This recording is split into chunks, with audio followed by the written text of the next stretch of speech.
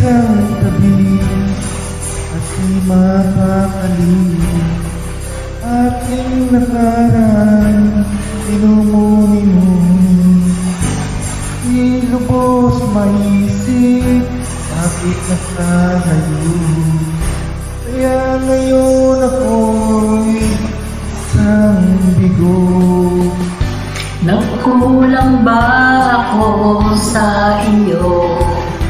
Kaya tayo ngayon'y nagkalayo. Walang nagawang kasalanan, kundi ang magmahal sa'yo ng lubusan.